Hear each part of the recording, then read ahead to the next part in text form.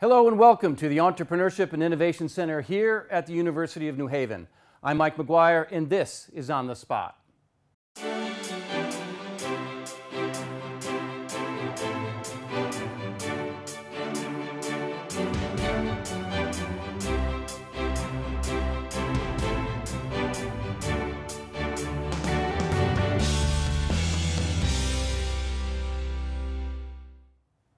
Welcome to On the Spot, where we challenge students to put themselves on the spot and pitch their new business idea to a panel of expert judges. And remember, On the Spot is 100% student run. And what a job they did this season. Thank you to the awesome crew, to our co-directors, Michaela and Thomas, and thank you to Sarah, our producer. Well, this is the show we've all been waiting for. The On the Spot Season 3 final pitch-off between Jordan Liu and Joseph Poveromo. Joseph and Jordan made it through to the final pitch-off after refining and expanding their pitches with the help of a professional mentor. And now it comes down to this. 3 judges will decide if Jordan or Joseph will leave as this season's Entrepreneur of the Year. And by the way, along with that title comes a check for $500. This season, we had a new format that focused not only on the competition, but on the mentoring that each round winner received, leading up to this final pitch-off. Now let's get on with it and meet our panel of judges.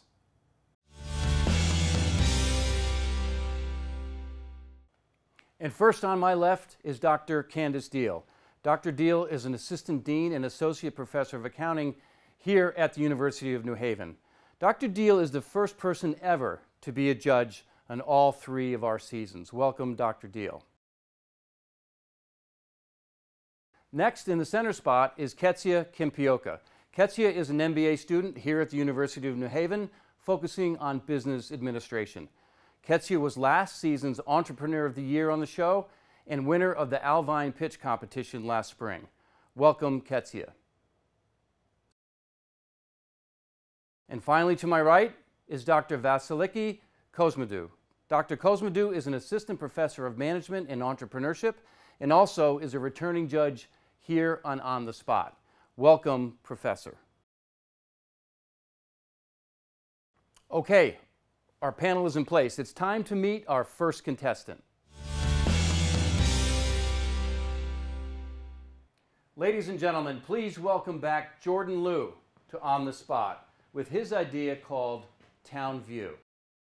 Jordan, you're on the spot. You've got 5 minutes. Go. Hello, my name is Jordan and I'm the co-founder of TownView. Brick and mortar businesses use TownView to offer mobile app services to their customers. So I want to tell you a quick story. I was a student athlete and for 4 years I had the privilege of flying across the country to play soccer in cities like Miami, Denver, Portland, New York, and many others. And one thing I loved to do when I traveled was to explore the areas where we would go. But one problem that I always found, no matter where I was at, whether the city was big, small, or medium, was having a system to tell me of things happening right now in the moment.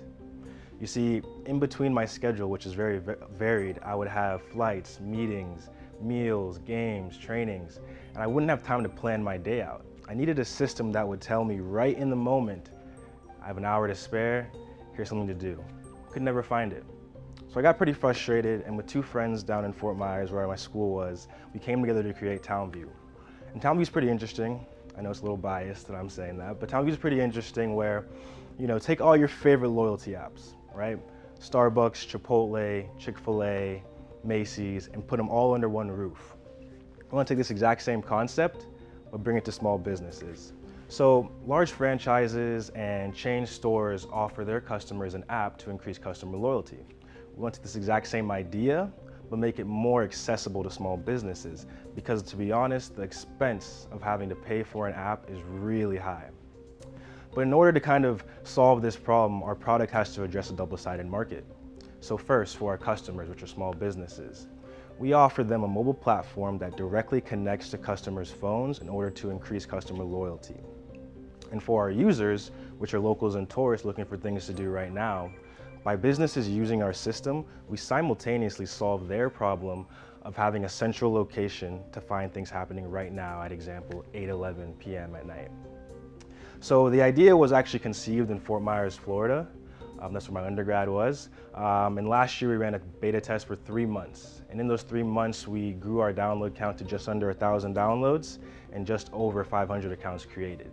And what this showed us was that there are people who really need things happening right now, hyperlocal information. And with this information and this data, we can take it to our future customers and tell them that, look, this system does work, there are people on here, now it's your turn to kind of use it. So right now, we're kind of in between. What happened is that we took all that data from this first beta test and we applied it. We took all the information that people were giving us and we added new features like a search bar and local services. And so now I would say that the app is around 70% complete in its MVP stage, and the website, which is where the customers would go on and really access their services, is about 45% complete. So once these two systems are ready, we'll be able to switch to a revenue generation stage where we'll offer our software as a service. So customers will pay for our features monthly. Before I go any further, I do want to talk about my team. It's not just me. I am one of 3 co-founders. My other co-founder is Ricardo. He's the marketing guy. He has 5+ years in event promotions. We also have Natasha. She is our software engineer. And what she does is very critical for our movement where we are right now. So we're actually overseas with our development, and she's helping us bring it in-house. There's nothing wrong with the overseas development team. It's just in order to scale and iterate faster, we would like it to all be in-house. So where we're heading now, which is really important. In the next year, we will still be in Florida, Fort Myers specifically, testing customer validation. That's really huge for us. But one question that we do need to address is the fact that, how do we scale this business, right? And there's a few options we can really go through. One of them is obviously teaming up with businesses that have multiple locations, right? The other one could be hiring ambassadors and selecting cities that we want to really target. So we're kind of, choosing which we want to do, but for now we're really focusing on the customer validation aspect, right? So the key with us moving forward now is really getting businesses to tell us that this is a system that they would use and that we can kind of help them cater it moving forward. So, one thing that we do know is that small businesses really do need to be online and accessible. Once that happens, we can make locals and tourists feel at home no matter where they are. And once that happens as well, we can definitely help communities and cities grow in the future as well. Thank you.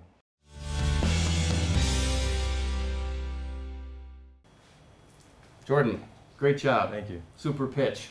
I love the idea that your app really addresses the need of small businesses, because 90% of all jobs created in this country are from small businesses. Yeah. And they clearly need to be able to be competitive in that space. So well done. But let's hear from our judges. Dr. Deal, what did you think? Jordan, good pitch. You were very calm, cool, collected during your presentation. And it seems as if you're very in tune and have a personal, it started from a personal need for this product. I'm also glad to hear that you did a lot of testing. I think it was in the Fort Myers area where you focused on customers. And so you were able to identify a problem and speak with individuals in the area to figure out if this is a problem for them as well, and if your app can actually assist them in solving this problem. So I was very glad to hear that you did a lot of testing in that area. I do have a question though. A lot of your testing seemed to have been with customers in particular to figure out their needs, but during your beta testing, did you focus on your competitors as well to see who is out there or what is out there that would be a main competitor for this app? Yeah, so our product, as I mentioned in the pitch, addresses a double-sided market. So for the user side, the locals and tourists, you have things like Facebook, Eventbrite, even Google to an extent, where you can search for things to do. The problem with these 3 systems, and the others as well, is that they're more focused on, I'm planning my day ahead, or it's a week before. What we really focus on is the now. So at any moment, if you were to go on our app, you would be able to see something happening within 5 to 10 miles of your location. So we really wanted to make sure that in between the business hours, there's always something for you to do and that are happening around you. And so for our customers, which is on the other side, a lot of the loyalty programs that you hear about, they're very good and they're very dominant. But the problem is that a lot of them have to go through your point of sale system. That's where you see iPads in a lot of small businesses. We want to stay away from that, stay seamlessly online. It's a very tedious process to have to handle that. So for us, our biggest differentiator, and from what we've heard from small businesses, is that if you can stay away from that, that'd be a really good help. Okay, all right. And then just one last question and a suggestion here. In terms of your revenue stream, I know that you mentioned eventually you would start charging customers for apps. During your testing or, talking to customers, were they okay with paying for apps? Because everyone wants a free app today, but generally the way these apps make money is through advertisements. So you do want to keep that in mind. And then the other suggestion, the last suggestion is you can also target, there should be like a Ministry of Tourism within every area. So if you go directly to the tourism office. Chamber of Commerce. Exactly. You would go directly to the spot where they have access to all small businesses and things that's going on during that time. Thank you. Great input. Thank you. Ketsia, what are your thoughts? Well, good job, Jordan. You did. Your pitch was great, and I love the idea. Thank you. I have one question for you. So you talk about to target small businesses and local. So are you having 2 platforms, or how are you going to manage the... So the customers are on a website. We call it Town Hall. And that's where they access the services. So this is push notifications, rewards programs, metrics, all these things that you would find on a normal mobile app.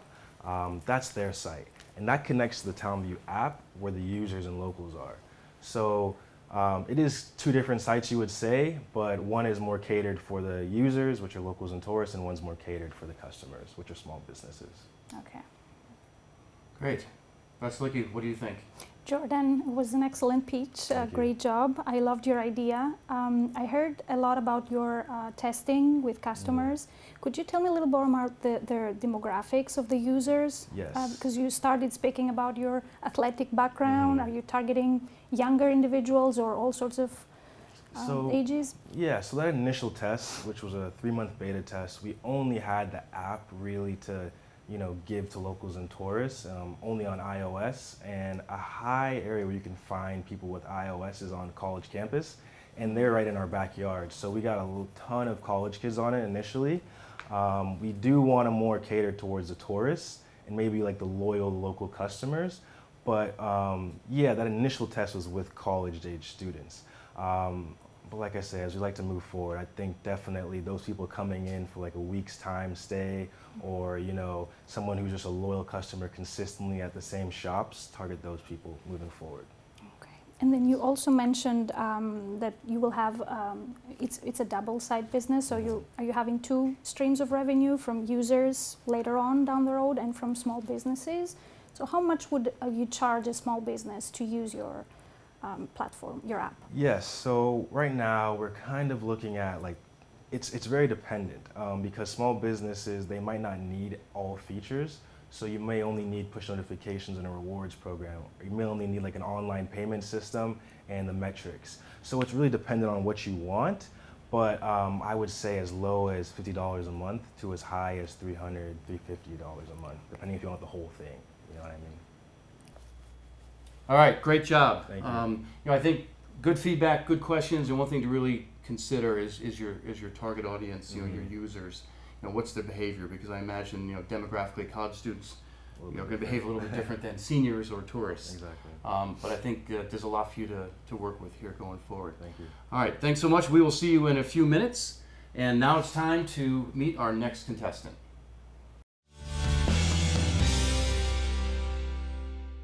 Ladies and gentlemen, please welcome back Joseph Poveromo to On the Spot with his idea called Vanguard Energy Solutions. Joseph, you're on the spot. You've got 5 minutes. Go.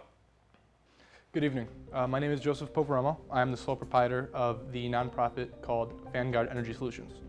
Now, as a human race, as things that use oxygen to breathe, we all require energy, whether it's the ATP in our cells or the things that heat our homes. We need it, and we have been using coal, natural gas, and oil for what I believe is far too long.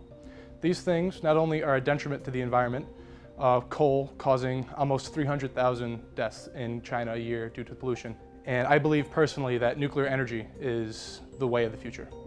Vanguard Energy Solutions serves to take nuclear energy and put it into the entire United States energy infrastructure.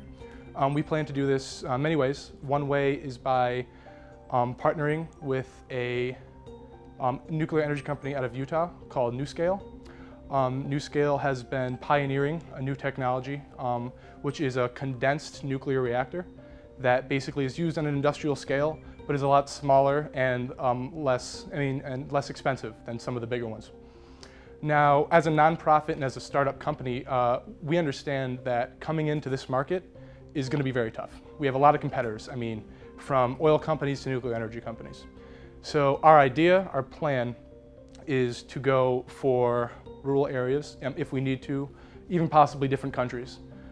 Go there to where they need cheap, effective energy and use these condensed nuclear generators to make a power grid for them. And through this, we'd like to use that sort of as a way to show the American public that nuclear energy is safe. We also understand that coming into this industry and saying that nuclear energy is the way to go, saying that we should get rid of oil, it's a big statement. People aren't going to look at that and just take it. They're going to think, if it's not broke, don't fix it.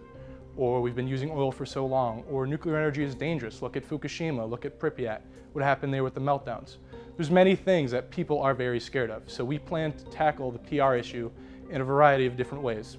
One of those, like I said, being going to third world countries where they may not have a very good power grid, one that's set up and one that is looked at by the government or looked after. So we'd like to do that and kind of use that as a vessel to bring it over and show people that you can trust nuclear energy, because when it is done correctly and when the engineers know what they're doing, it is the way to go. Nuclear energy is some of the cheapest to generate at 49 cents per watt, which is far less than oil. On top of that, nuclear energy can easily be retrofitted into currently built traditional oil refineries. And through that, we can save a lot of money. Instead of knocking down facilities, killing jobs, we can retrofit these facilities and retrain workers, put them back into the workforce, and we'll have not only a clean energy supply, but one that will last us a long time. Now, as an economist, I see the crutch that we sit on is oil, right? We use it for anything, cars, the tanks in the military, they heat our homes, everything. It's all oil, natural gas, coal, all these three things. Now, that works great when it works, but as we see, even I believe it was a month and a half ago, we see Donald Trump had to dip into the country's oil reserves because of a drone strike in Syria. Something as simple as a drone strike caused us to have to dip into our reserves. If our energy is that volatile, if our sources are that volatile, then that poses a very big threat to us as not only a country, but as a race. Because if we don't have energy to carry us through the centuries, carry us through hundreds of years to come, not for me, not for you, but for our grandchildren. So Vanguard Energy Solutions hopes to kind of propel the energy industry forward and partner with NuScale to ensure that these nuclear energy reactors are shown to the public in a positive light, that they take them in, and that we are successful. Thank you very much.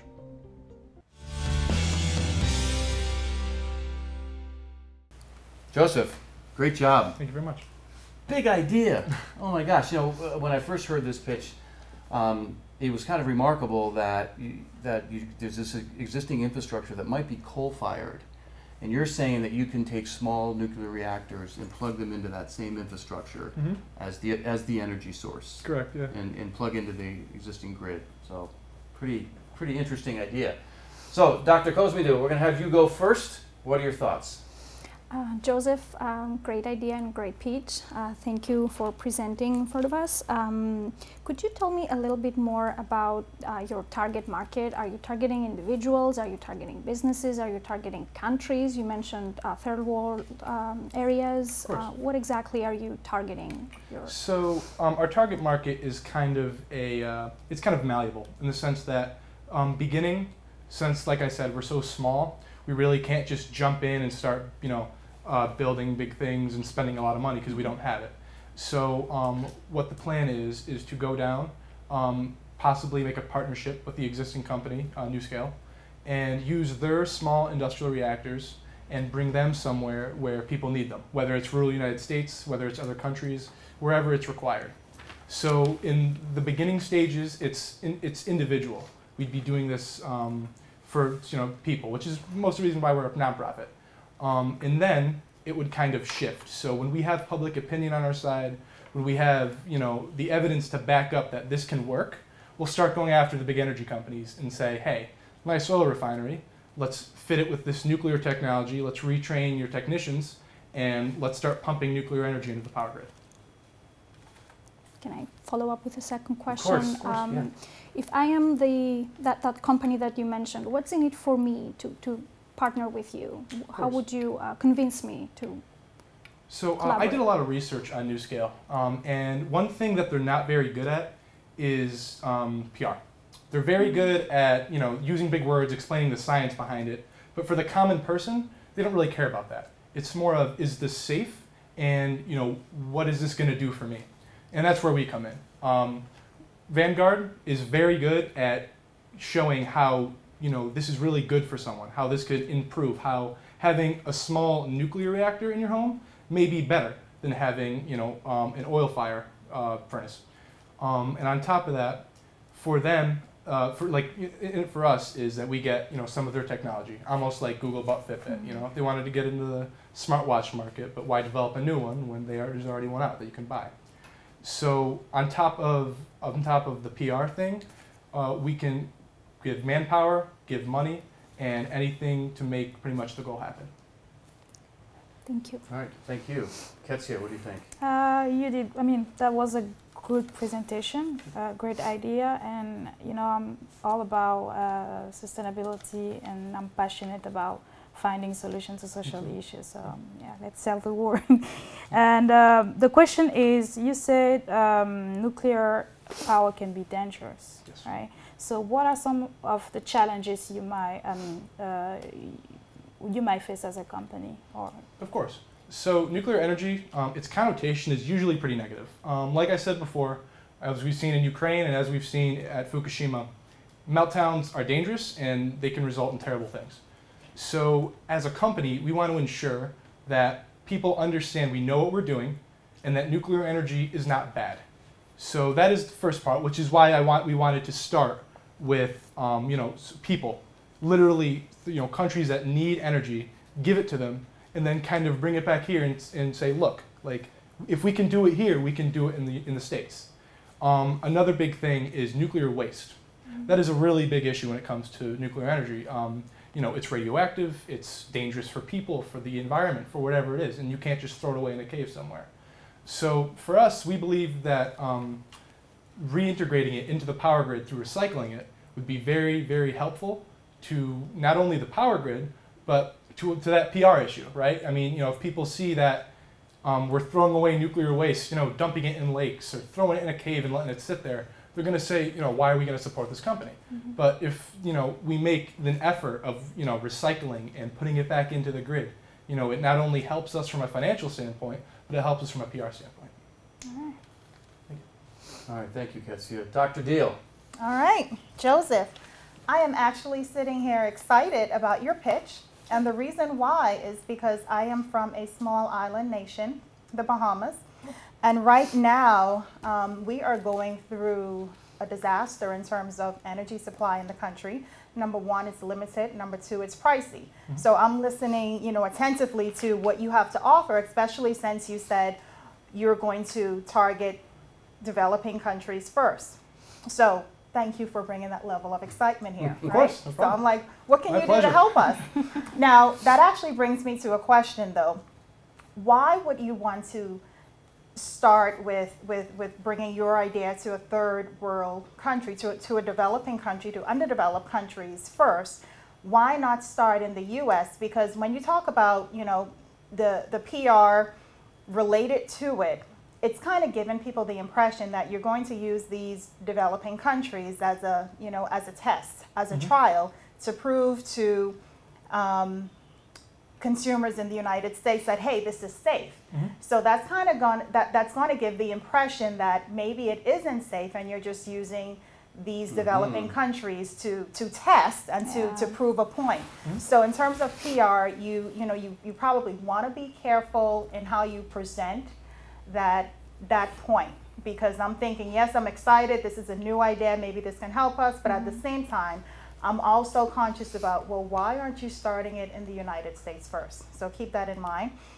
Question for you, though. Is this, so I know this is going to be a clean energy source, it's going to, you know, help the environment, but is it also going to help consumers financially? Is it going to save them more money? Is that a point, something that your business is going to target as well? Well, the answer to that question is yes. So nuclear energy, as I said, is much cheaper than oil at 49 cents per watt. And on top of that, actually, so when oil is burned, right, it creates steam, spins a turbine. Only about 73% of its potential energy is actually used in the process, and the rest is lost. Now, with nuclear, it's roughly 91% of that is used. So not only is it cheaper per watt, but it's also cheaper to buy the fuel. And also, I wanted to ask, may I make a comment on the first thing you said? Yeah, sure, absolutely. Of course. So when I was first asked in my business class to come up with a problem to solve either water, food, energy, or space, I decided energy because I'm very passionate about it. And when I was constructing my business model, I was having a kind of issue making money. So what I did was I changed it to a nonprofit, and I did that for a multitude of reasons. And now one of the biggest ones is because I'm very passionate about this issue, because being young, wanting to raise a family, that's something I worry about down the line. Now, the biggest reason why I want to target other developing nations rather than the US is because I believe simply we don't need it as much. I believe that developing nations can not only use this technology to flourish, but it can also, like I said before, show people that this technology is safe, and if it works so well for these people, I'm sure it'll work well for us. So that's the biggest reason why I want to start in developing nations. Okay. All right. Thank you, Joseph. Thank you. Okay. Well, Joseph, great job, great pitch, Thank you very great much. answers, and please join Jordan off stage while the judges begin their deliberation. Good.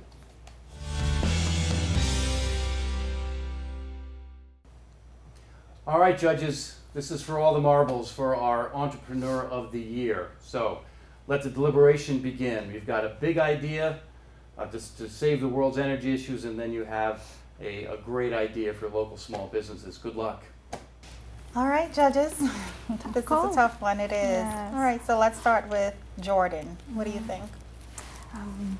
Go ahead. I loved his idea. It was a very concrete idea to help small business owners.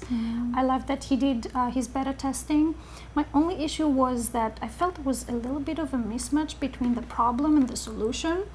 Being his business model is a double-sided market, and I felt that the beta testing was focused more on the users, whereas the solution, like the problem, was more on the user side, but the solution was targeting small business owners. So I'm feeling that as feedback moving forward, he would have to look into some small business owners in the area where he's exploring. I think he said Fort Myers, is that right? Yeah. To kind of ask them whether they would be willing to use his app, how much they would be willing to pay to kind of understand what's his market better. But That's I true. like the idea, I like the solution he's bringing. I just felt that there was a little bit of a mismatch there. During the beta tasting? The beta Okay. testing, yeah. Okay. I feel like he did a good job with the presentation. He knows his market, and you can tell it is. The story speaks more of his own experience, and I do have the same issue with having small businesses and local at the same time. Maybe you should focus on one I don't know, maybe more local than going into the business, whatever you feel comfortable with, but more, I feel like it should go with one focus and one target, then maybe decide later on whether you want to add other. Especially if he's charging small business owners at the beginning and users down the road, right? So he tested more based on users, but I feel that he should really do some market validation based on business owners. And then to add to that point, I think he was getting streams of revenues from both the consumers and the business users as well. And I think he should probably choose one, which will probably be the business users, because consumers don't pay for apps. True. They don't. Yeah, we all know that. I won't pay for it. That adds up, right? And then my only other concern was the competition. I have heard about a lot of similar apps before. Foursquare was the one I was trying to remember. I think Foursquare does basically the same thing in different areas. I've never personally used it, but I've heard about others that have used it before. So, is it charging business owners? I think he mentioned that there is a charge. I don't know how much the charge is, but I wish that he had done, during his testing period, I wish he had done some tests with competition as well. Yeah, but I mean, it is a good idea. I can see how it is a problem. There's a potential. So okay. All right, and now Joseph. I'll say that Joseph also did a good job. I mean, you can tell he's also passionate about solving environmental issues.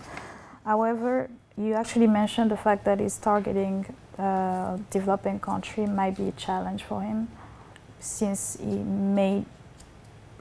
doesn't really know he's not used to the environment, and you should know the customer. I mean, I feel like before even targeting, you should know your customers. And I feel like he doesn't really have any background in any of this country unless you tell me, something else. That's true. Actually, that is a valid point. There's a lot of barriers to entries that's going to differ across the board with different countries. And I wish he had identified even at least one country that he wants to start with, and what research has he done in that country's market to say that his his energy environmental solution would be beneficial to that country. So I think find a partner in one of those countries. That's a because good his partner idea. was in the U.S. It and was he in was Utah. targeting abroad, like third world countries. Right. But I think between the two of them, for personal reasons, I was really interested in Joseph's idea because it's definitely a need in my country, an underdeveloped country. It could be a big thing. Yes, it's definitely a need, but again, I didn't see where a lot of testing, in terms of research was done. Right. I also felt he mentioned a lot of times that he wants to educate people, help them understand that nuclear energy is not that dangerous as we all think, and yet there's no one in the team, like engineers or other kind of scientists that could help him. So I felt that he could do a little better in bringing people into his team, either partners with third world countries or engineers, scientists, or other individuals who could help. That's a good point. Because I'm not sure where his partnering company, New Scale, how they kind of fit into the picture. Has he approached them yet, or did he just... Do they have a global presence? Yeah, exactly. Right. So that was the issue. But I mean, it's definitely a need, not just in developing countries, but in the United States as well, because the cost of energy is just high across the board. So it is needed. But I just felt as if a little bit more research. Yeah, definitely. And it's a positive about Joseph's idea beyond that it is a big idea. It's also scalable. Like if he starts with third world countries, he can definitely expand into the U.S. or other areas. Yeah, that's true. All right, judges. So do we have an agreement? I think so. We do. Yes. We do.